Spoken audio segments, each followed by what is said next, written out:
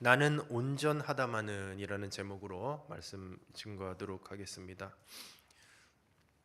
계속해서 욥기 말씀을 우리가 은혜를 나누고 있습니다. 8장 오늘은 이제 9장 중반부터 이제 9장 끝절까지고요. 8장부터는 욥과 엘리바스의 논쟁을 듣고 이제 빌닷이라는 친구가 새롭게 등장을 하게 됩니다. 빌닷이 새롭게 이 대화에 참여해서 인과응보 논리에 따른 책망과 충고를 욥에게 하게 됩니다. 하나님을 대항하는 어리석음을 멈추고 회개하면 끝이 창대할 것이라고 이렇게 돌이키며 촉구를 합니다. 가계 같은데 이제 보면 그런 말씀 많이 있잖아요. 시작은 미약하였으나 끝은 창대하리라. 바로 이 말씀이 빌닷과의 이 논쟁에서 나온 그런 말씀이에요. 뭐 이렇게 굳이 이렇게 말씀을 상고해 보자고 하면은 가게나 그런데 좀 어울리지 않는 그런 말씀일 수도 있습니다. 그러나 이제 그 말씀 자체로만 이렇게 봐서 끝은 시작은 미약하였고 끝은 창대하리라 이런 말씀을 해서 가게에 많이 이렇게 붙어 있잖아요. 그 유명한 말씀이 바로 이 논쟁에서 이 중간에 삽입되어져 있는 그런 말씀이었다는 것이죠. 오늘 이 본문 말씀에서는 이 빌닷에 대한 그 욥의 대답입니다. 그러니까 까닭 없는 고난에 대한 계속해서 이 탄식이 나오고 있어요. 17절과 19절에는 욥에게 임하는 고통에 대해서 욥이 묘사를 하고 있습니다. 특별히 우리가 신경을 써야 될 단어는 욥이 자신의 그 고난을 어떻게 지금 생각을 하고 있느냐, 폭풍과 같다라고 그렇게 11절에 묘사하고 있습니다. 폭풍이 어떠한지를 우리가 살펴볼 때에 폭풍은 왜 부는지 그리고 언제 부는지 측량할 수 없는 일이고 그리고 셀 수 없는 기이한 일입니다. 욥이 당하는 고난 역시 그래서 폭풍과 같이 까닭 없는 이유를 알 수 없는 것이라고 욥은 그렇게 해석하고 있습니다. 강하고 거센 바람을 잠잠하게 하는 것은 인간에게는 불가능한 일이고 이것은 신적인 능력만이 가능한 일이에요. 19절에 보면 힘과 능력에 있어서 아무도 하나님과 견줄 수 없고 그분의 판단에 아무도 의의를 제기할 수 없다라고 그렇게 또 설명하고 있습니다. 하나님의 크신 능력과 인간의 이해를 뛰어넘는 바로 그분의 판단 기준에 욥을 포함한 그 누구도 아무도 하나님의 그 판단 기준에 부합할 수 없음을 계속해서 나타내고 있어요. 20절에서 24절은 인간의 판단과 하나님의 판단은 다르다라는 그런 내용으로 그렇게 기록되어 있습니다. 20절에 보면 욥은 자신이 아무리 의로울지라도 자신이 당한 처참한 공경을 보면 자신의 입으로 스스로 정죄할 수밖에 없고 자신의 입이 스스로를 정죄할 것임을 염려하고 있습니다. 얼마나 이 당한 처참한 그런 자신의 모습을 보며 스스로를 정죄할 수밖에 없는 그런 모습이라는 것입니다. 하나님 앞에서 그 어느 누구도 의로울 수 없다는 것은 인간의 입장에서는 최대한 하나님의 뜻에 맞게 살려고 노력할 수밖에 없는 것이에요. 혹시 예전에 새빵살이를 해보셨습니까? 지금은 잘 없는 것 같은데 예전에 아마 80년도, 90년도에 새빵살이는 집에 이제 들어가면 방이 한 2개나 3개 있잖아요. 그 중에 방 하나를 이제 방을 내주는 거죠. 다른 사람에게. 그러면 이제 만약에 주인이 자고 있어요. 9시에 잠이 들었으면 10시에 이제 들어가면 어떻게 들어갑니까? 조심조심 들어가잖아요. 그리고 부부 싸움도 못 해요. 새빵살이 하면 시끄러우니까 주인 자야 되니까. 그런 이제 새빵살이를 했던 것. 그러니까 눈치를 보는 그런 삶이었던 것이죠. 우리가 신앙생활 하면서 문제가 되는 것이 뭐냐면 바로 하나님을 너무 의식하지 않는다는 것이에요. 그러니까 하나님을 의식하지 않고 하나님을 생각하지 않아요. 그래서 교회 안에서 정치 싸움, 기득권 싸움, 감정 싸움 이런 것들이 계속해서 일어나고 그것을 이제 중지하려고도 하지 않고 그리고 그것을 끊으려고도 하지 않아요. 끝까지 자기의 생각을 관철시키려고 합니다. 우리가 여기서 생각해야 될 것이 있어요. 바로 하나님의 평가는 다르다는 것이요.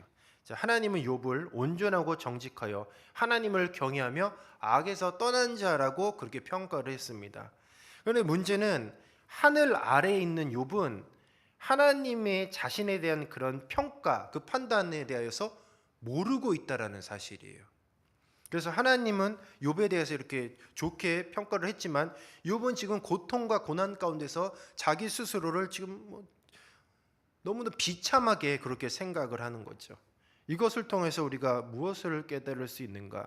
우리는 하나님의 판단을 알 수가 없다라는 거예요. 우리가 신앙생활을 잘하고 있으면 하나님께서 너 신앙생활 잘한다 이렇게 말씀해 주시면 더 잘할 것 같고 참 신앙생활이 쉬울 것 같은데 어떨 때 보면 신앙생활이 굉장히 막막할 때가 있어요. 내가 신앙생활 잘하고 있는지 못하고 있는지 모르겠어요. 왜냐하면 하나님은 아무 말씀이 없으시거든요. 그 하나님의 판단에 대하여서 나에게 말씀을 해주시면 되는데 주님께서는 침묵하고 계시고 우리는 그 뜻을 알 수가 없다는 거죠.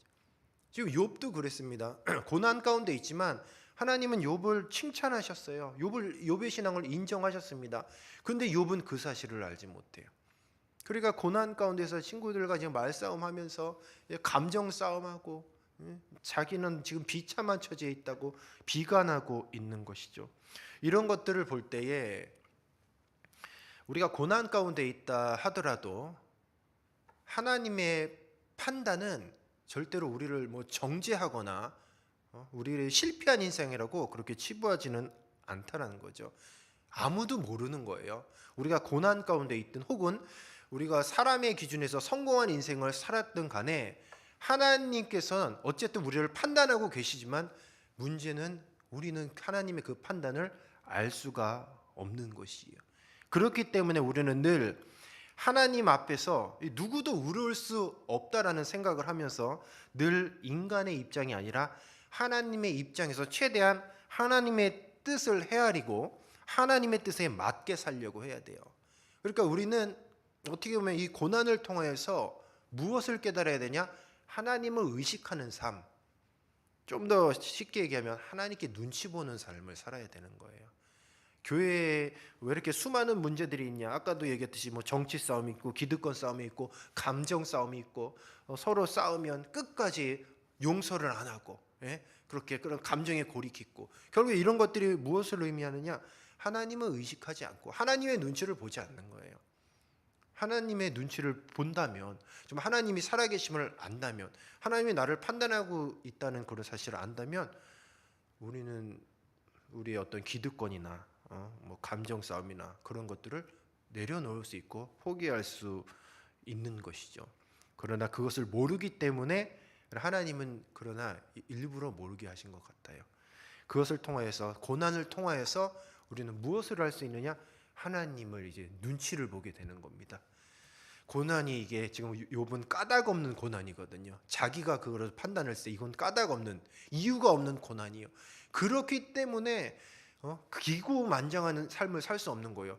언제 어떻게 또 하나님이 고난을 내릴 수가 있어요. 언제 어떻게 내 인생을 하나님께서 개입하실 수가 있는 거죠. 그러니 불안하죠. 왜? 내 인생을 내가 어떻게 좌지우지하는 것이 아니라 하나님께서 주관하고 계시고 내가 지금 당하는 이 고난도 지금 하나님의 주권하에 있는 것이기 때문에 그런 까닭 없는 고난, 까닭 없는 고난을 통해서 하나님의 주권을 경험한 자는 늘 하나님을 생각하게 돼 있어요. 또 하나님을 두려워하게 돼 있습니다. 신앙생활 하면서 교만이 뭡니까? 하나님을 두려워하지 않는 것이에요. 교회에 분란을 일으키는 성도가 누구냐? 교만한 성도예요. 교만한 성도. 그래서 우리는 늘 이 욥기서를 통해서 결국 이 고난이잖아요. 고난을 어떻게 해야 되는가? 이 까닭 없는 이 고난을 어떻게 해석해야 되느냐? 하나님은 안전장치를 마련해 놓으신 것이에요. 교만할 수 있고 그리고 하나님을 대적할 수 있는 인생들에게 특별히 하나님이 선택한 귀한 하나님이 택정함을 입은 귀한 이 성도들에게 까닭 없는 고난, 해석할 수 없는 고난, 이유 없는 고난을 통하여서 하나님을 바라보게 하는. 그래서 욥은 이 고난을 통해서 폭풍과 같다, 이것은 까닭이 없다, 이유가 없다라고 그렇게 이야기를 하고 있는 것입니다. 25절에서 35절은 바로 두려움에 대한 고백이에요. 25절에서 27절은 특별히 이 표현을 잘 읽어보면 전도서를 연상하고 있습니다. 우리가 25절, 26절 한번 같이 읽어보도록 하겠습니다. 25절 그리고 26절입니다. 시작. 나의 날이 경주자보다 빨리 사라져 버리니 복을 벌 수 없구나. 그 지나가는 것이 빠른 배 같고 먹이에 날아내리는 독수리와도 같구나. 아멘. 인생이 빠르다라는 그런 내용으로 정리를 할 수가 있습니다. 그런데 이 내용이 어디서 나오나 하면은 이 전도서에 나와요. 전도서에 나오면 인생이 살과 같고 이러면서 인생이 빠르다는 것을 굉장히 많이 이야기를 하고 있습니다. 인간의 삶이 매우 짧아서 이 경험상으로 한계가 있는 거예요. 그러니까 경험의 한계 안에서 무엇이 선하고 악한 것인지 인간은 판단할 수가 없는 것이에요. 그래서 전도서는 하나님의 판단을 인간이 알 수 없기 때문에 그냥 주어진 것에 만족하고 살아가는 사람과 함께 삶을 누리는 것이 가장 좋은 것, 선이라고 그렇게 가르치고 있습니다. 전도서에도 고난을 다루고 있어요. 그리고 인생을 다루고 있습니다. 그런데 전도서와 욥기의 내용은 비슷하지만 욥에서도 지금 인생이 빠르다라고 설명을 하잖아요. 전도서는 이 고난을 다 겪고 난 후에 인생을 논하는 것이면 욥기는 고난 가운데에서 인생을 논하는 거예요. 그러니까 내용이 조금 다를 수도 있어요. 근데 그게 다른 것이 아니라 지금 처해진 상황이 다른 겁니다. 솔로몬이 인생의 말년에 전도서를 지었거든요. 그러니까 모든 인생을 다 겪고 나서 고난을 다 겪은 후에 인생을 논하는 것과 욥기는 지금 한창 고난 가운데서 인생에 대해서 지금 생각을 하고 있는 것이죠. 이런 것들을 비교해서 읽어보면 좋을 것 같습니다. 고통이 하나님으로부터 왔다고 말하는 것은, 그래서 이것은 불신앙의 표현이 아니에요. 이건 당연한 것입니다. 왜냐하면 까닭이 없고 이유가 없기 때문에 모든 것이 하나님으로부터 왔다. 하나님의 주권을 인정하는 것. 오히려 그것은 신앙입니다. 신앙. 하나님의 주권을 인정하는 신앙. 아프고 무섭고 괴롭다고 말하는 것이 신앙의 결연이나 부족이 아니에요. 욥은 28절에 보면 욥은 고통스럽다고 말했고, 또 31절에 보면 자신의 모습이 끔찍하다고 말합니다. 35절에 보면 욥 자신이 어떤 존재인지 잘 알고 있어요. 우리가 한번 35절도 같이 한번 읽어보도록 하겠습니다. 35절입니다. 시작. 그리하시면 내가 두려움 없이 말하리라. 나는 본래 그렇게 할 수 있는 자가 아니니라. 아멘. 자기가 어떤 존재냐? 그렇게 그냥 할 수 없는 존재다. 자기는 이 고난에서 헤어나올 수 있는 그런 능력이 안 되는 정말 무기력한 자다라고 그렇게 고백을 하고 있어요. 아픈 것을 아프지 않은 척하는 것은 인내가 아닙니다. 그런 척하는 모습은 하나님이 우리에게 요구하는 모습은 아니에요. 자신의 괴로움과 그런 고난 가운데에서 솔직한 사람은 하나님 앞에 엎드릴 수가 있어요. 끝까지 나는 괜찮아, 나는 아무런 문제가 없어, 이런 사람은 하나님께 엎드릴 이유가 없잖아요. 그런데 하나님 앞에서 정말 솔직하고 진실하고 자기의 연약함을 아는 사람은 하나님께 기도하고 하나님께 엎드릴 수 있다는 것이죠. 그래서 34절에 보면 두렵지 않게 해달라고, 그분의 막대기와 위험에 떠나게 해달라고 욥은 겸손하게 간구하고 있어요. 자신을 불쌍히 여겨달라고 간청하고 있는 것입니다.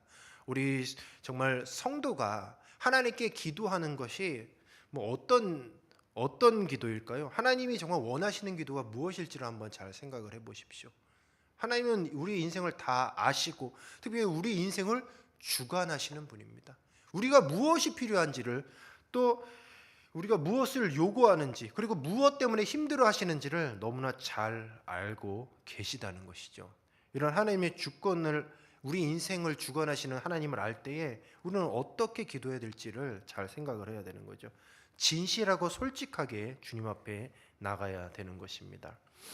하나님은 인과응보의 원리에 따라서 기계적으로 움직이는 분이 아니에요.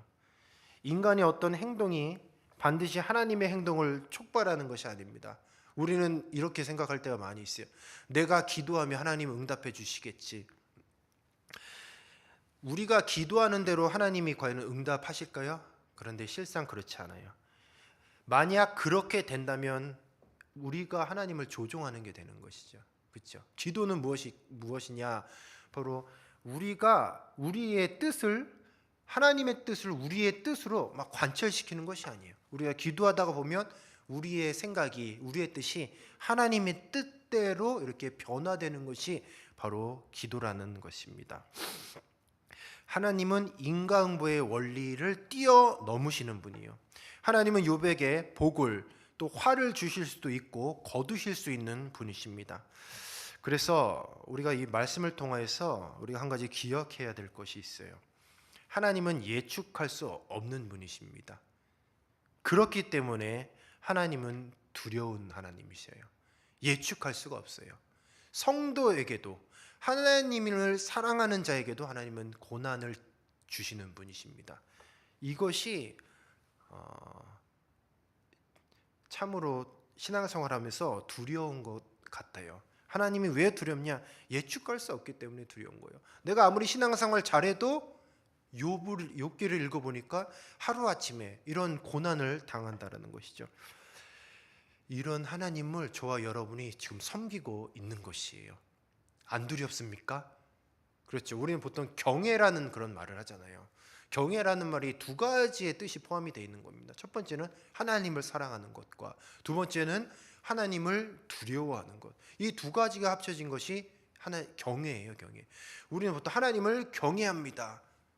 두려워해야 되는 거예요. 정말 온전한 신앙, 건강한 신앙은 무엇이냐? 하나님을 두려워하는 것이에요. 그분은 우리의 삶을 주관하십니다. 그리고 예측할 수 없으셔요. 우리를 고난 가운데서도 밀어 넣으실 수 있는 분이시고, 지금 고난 가운데 있다면 당장에도 건져내실 수 있는 분이시죠. 하나님의 계획이라는 큰 틀 안에서 그래서 우리는 인생을 봐야 하고 고난을 봐야 하는 것이에요.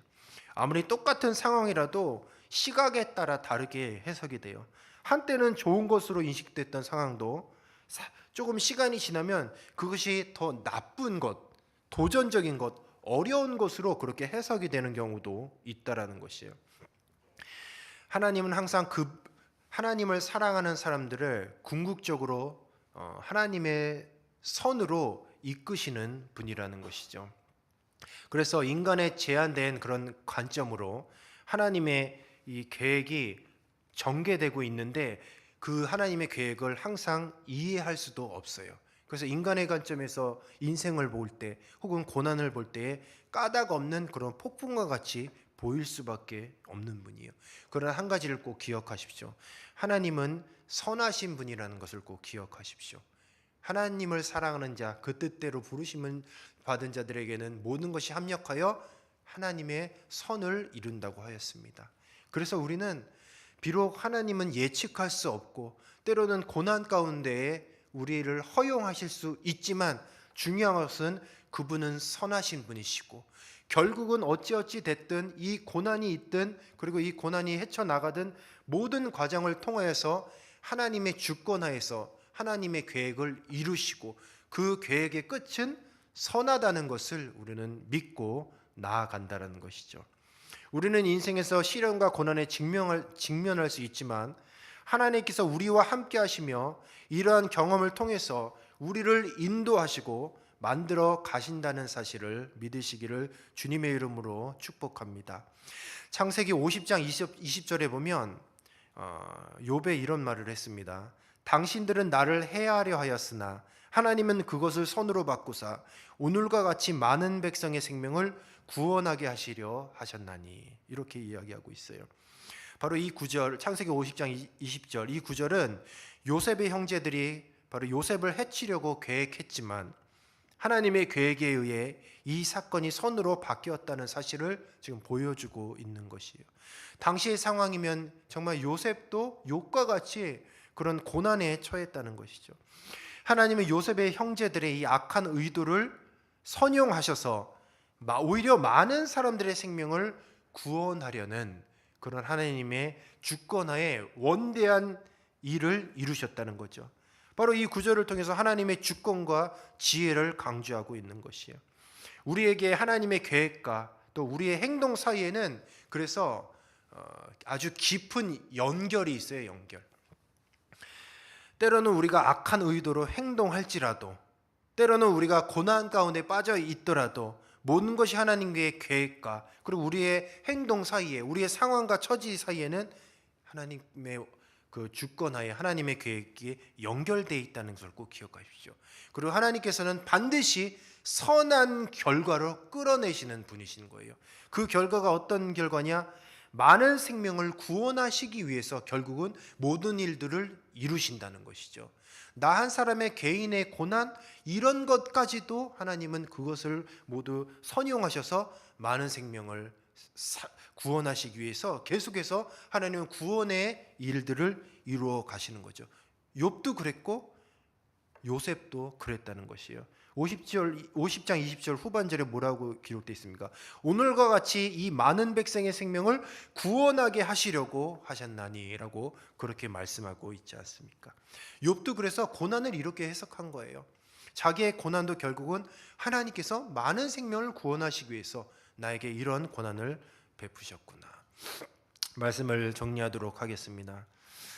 우리가 어떠한 어려운 상황 가운데 놓여 있을지라도 하나님의 뜻을 믿고 하나님의 계획에 따라 우리가 믿음으로 그 믿음의 자리를 지키고 하나님의 주권을 인정하며 하나님을 신뢰하시는 저와 여러분이 되시기를 주님의 이름으로 축복합니다. 비록 내가 고난 가운데 있을지라도 모든 것이 하나님께서 허용하신 일인 것이에요. 그러나 그것이 비록 정말 힘들고 어려운 상황일지라도 하나님은 그 어려운 상황 가운데서 반드시 그 결과는 생명을 살리는 결과, 많은 생명을 주님께로 이끄는 결과로 주님께서는 도출시킨다는 사실을 꼭 기억하십시오. 단순히 내가 처해 있는 이 고난이 나 혼자의 고난에서 끝나는 것이 아니라 반드시 생명을 살리는 쪽으로 연결이 된다는 것이요.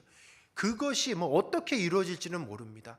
그러나 중요한 것은 하나님을 믿는 믿음, 하나님의 주권을 인정하는 그런 믿음을 가지고 묵묵히 나아갈 때 어찌되었건 주님께서는 가장 선한 길로 우리의 인생을 이끌어 주실 줄로 믿습니다. 오늘 하나님의 그 주권을 인정하시며 혹시나 고난 가운데 있을지라도 우리가 좌절하지 않고 낭망하지 않고 혹시나 하나님을 원망하거나 불평하지 않고 하나님의 주권을 인정하시며 나를 가장 선한 길로 인도하시는 그 사실을 믿음으로 나아가시기를 주님의 이름으로 축복합니다. 우리가 이 시간 말씀 붙잡고 기도하겠습니다.